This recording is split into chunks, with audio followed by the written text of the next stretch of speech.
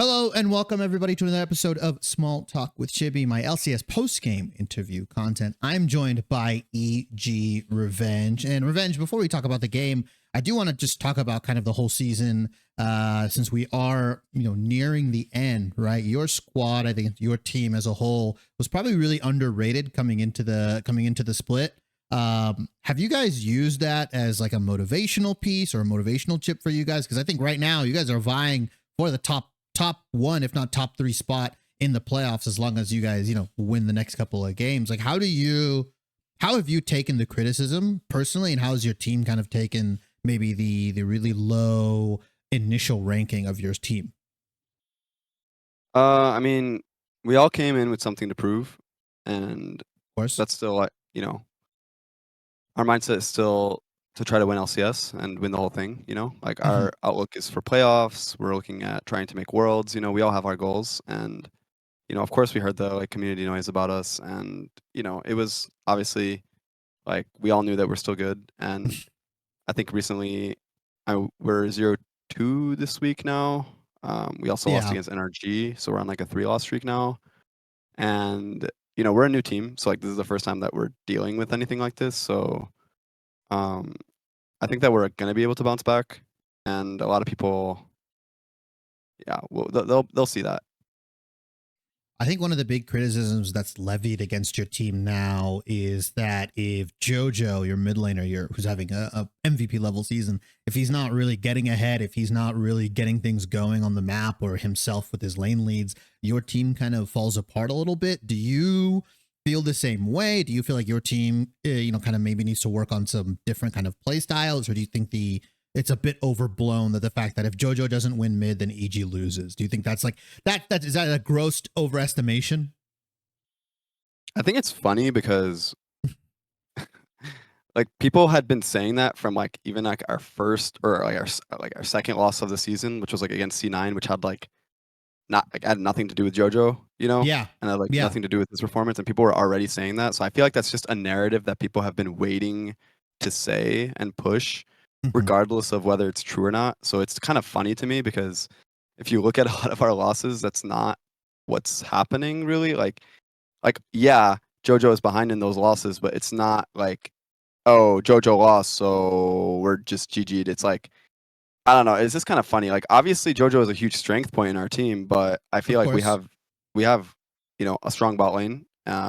We have me who can play a lot of different styles for top, tank and carry, and we have a jungle who can also play, a tank and carry. I just think like if you actually look at our wins, it isn't just like it is Jojo performing really, really well, but it is also the rest of us performing well too.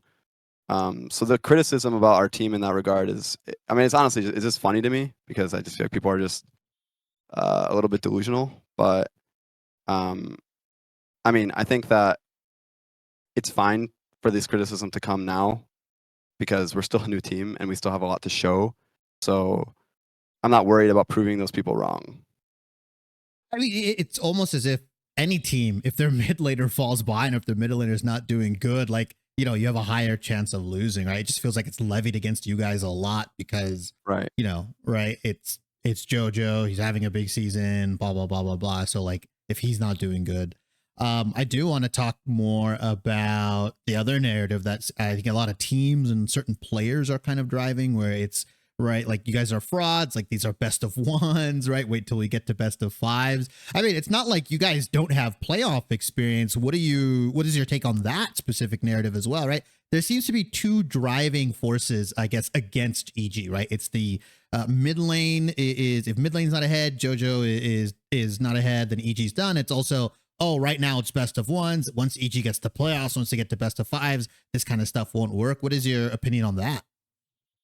Well, I just think that, I mean, I think we'd be happier in the best of series because a lot of the games we've lost have been like really tragic errors that kind of exploded the game. And I feel like that would be better. Like, obviously that would suck if it happened in a best of 5, but to be able to like show our strength as a team in more games would actually be better for us. So I'm not worried about personally playing in a best of 5. Like you said, I think a lot of our players have experience in it. So I'm more excited, honestly, for playoffs than worried. And I'm just, trying to, shift our goal to like focusing on our problems right now and like, coming back for the rest of the season, ending strong, right? Because I think that momentum heading into playoffs will be really nice.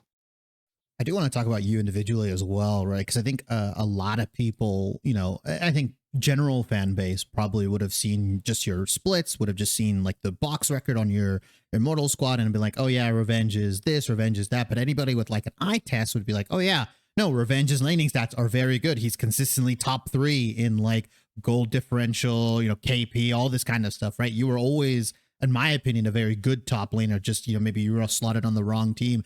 Did you feel a little bit disrespected coming into the season where like, a lot of people were like, oh, they were out on Revenge. They weren't really high on Revenge as well. Like, did you use that as a motivational thing? Like, because I felt like you were always a very good laner and you found the right team that can really kind of, I would say, unleash you as a player.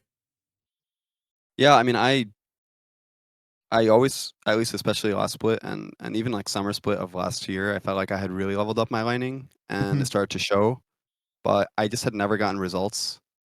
Like Yeah. it's like three splits in a row of really bad results. So there's gonna just be two different people who like, a lot of people just only care about looking at the result.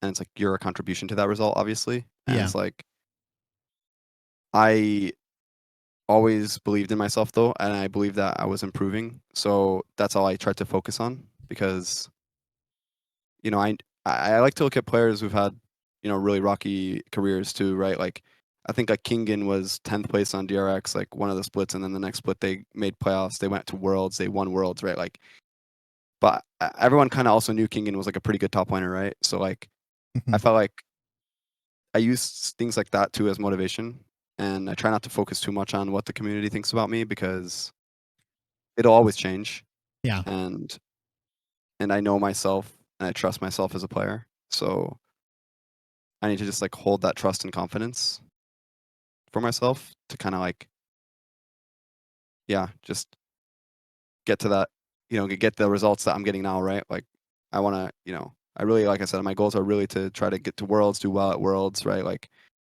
win an LCS. So I'm always going to try to push to fulfill those goals. How do you feel about the overall level of top lane currently in the LCS, right? Obviously, you got yourself, I think Fudge and Licorice kind of at the top. Then you've got people like Solo, you've got individuals, like Impact, of course, right? These kind of guys. Where do you, I guess, see yourself, and how do you feel is the overall level of top lane? Is it weaker than maybe the previous splits? Is it the strongest it's been in a while? Considering you've been playing top lane for a pretty long time now within the LCS. I feel like this is definitely the strongest it's ever been in my career, like overall level, like Wow. without even a doubt. Like there's just a lot of good top laners right now.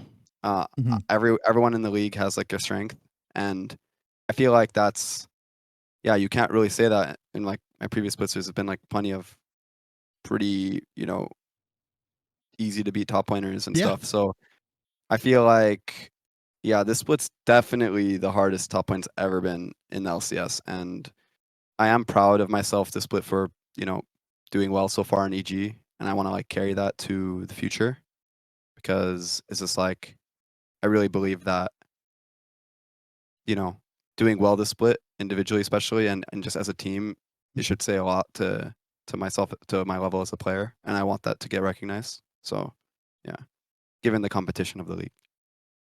Final question here. So we're running out of time. A lot of different teams, and I've asked this question to a couple different players, define progress as different for teams, right? Working on problems, so on and so forth.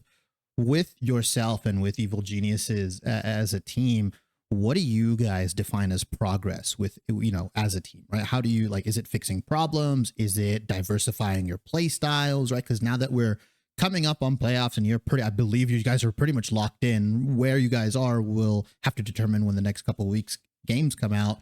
But what does EG and what does Revenge define as progress, right? Well, I mean, we like to, obviously we have problems that we work on during Yeah, practice, every and team does. it's like, yeah, and we, we set goals, we try to improve on them, we try to like really just understand the game the same way. That's like a really big thing for us, is like try to get on the same page because like we are a new team, like Yeah. we haven't had like two splits, right? Like all of us have never played together before basically in an LCS level, and like it's just we we do have a lot we have to get on the same page about and learn. So that's just been like the biggest growing point for us is that. So yeah, I mean that's kind of like a big thing is like getting on the same page. Yeah, I think it's, remarkable that essentially EG being blown up and only having one player from the previous roster, you guys are vying for first place, if not contending for that top spot, which is a lot better than some teams have done. Revenge, thank you so much for taking time out of your busy schedule. I know you're going to jet over to shoot another content piece. Do you have any message to the EG fans that are watching? Yeah, so thank you guys for supporting us. I mean, I know this is probably the first time we're like in like a slump or like not doing so well, but I promise we'll come back stronger and give you guys a team to be proud to root for and continue rooting for.